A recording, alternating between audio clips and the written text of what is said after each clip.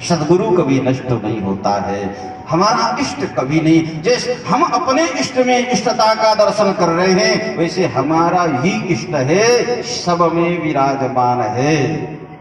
और यदि हमें अपने इष्ट में अनन्यता समझ रहे हैं और दूसरे का विरोध कर रहे हैं, तो इसका मतलब वो हमारे इष्ट में अनन्यता है।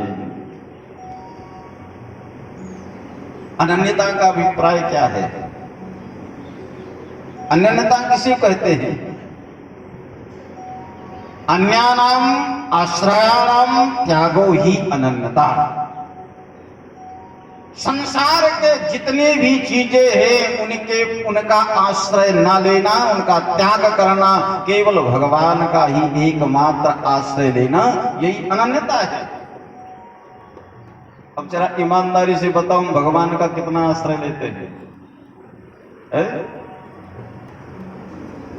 धन का आश्रय ले रहे हैं, किसी के बल का आश्रय ले रहे हैं, किसी के बुद्धि का आश्रय ले रहे हैं, कभी हम बाल बच्चों का आश्रय ले रहे हैं।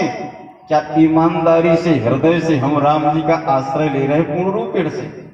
और यदि हम इष्ट के प्रति हम पूर्ण रूपेण आश्रित नहीं है, समर्पित नहीं है, तो इसका मतलब है कि हम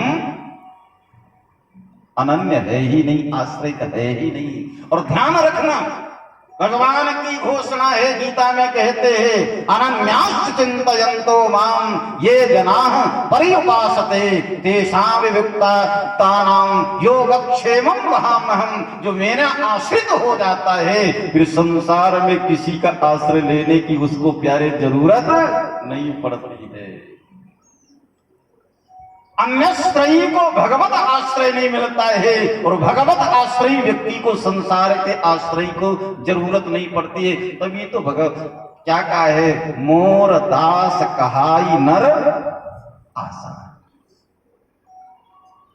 यदि मेरा आश्रय ले रहा है, मेरी आशा कर रहा है, तो भी संसार की अपेक्षा करने की जरूरत नहीं है, संसार से आशा रखने की जरूरत नहीं है प्यारे। और यदि मेरा आशा लेकर के संसार का आशा लेकर रहा है, तो इसका तात्पर्य यह है कि मुझे ठग रहा है, छलगरा कर रहा है।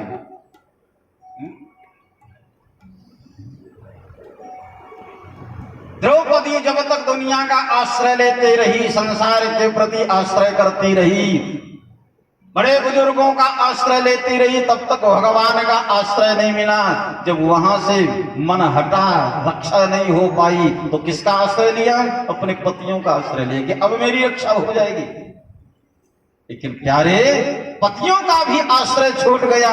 उसने सोचा कि अब मैं स्वयं ही अपनी रक्षा करूं। प्यारे, स्वयं भी रक्षा नहीं कर पाई। जब संसार से आशा हटती है, संसार का आश्रय समाप्त होता है, तब किसका व्यक्ति आश्रय लेता है? परमात्मा का आश्रय लेता है। भगवान का आश्रय लेने के बाद, भगवान के प्रति समर्पित होने के बाद, फिर किसी का आश्रय लेने की प्यारे जरूरत नहीं है, क्योंकि वो पूर्ण है। जिस रूप में आप दर्शन करें वो पूर्ण से भी पूर्ण है। पूर्णमदः पूर्णमिदं पूर्णात् पूर्णमुदच्यते पूर्णस्य पूर्णमादाय पूर्णमेवावशिष्यते। यदि बल की दृष्टि से देखे तो ईश्वर जैसा बलवान नहीं हो सकता है। यदि शक्ति की दृष्टि से देखे तो ईश्वर जैसा शक्तिवान नहीं हो सकता है। यदि बुद्धि की दृष्टि से देखे तो ईश्वर जैसा बुद्धिमान नहीं हो सकता है। जिस दृष्टि से देखे, यदि सुंदरता की दृष्टि से देखे, तो मेरे रघुनाथ के जैसा संसार में कोई सुंदर हो सकता है क्या?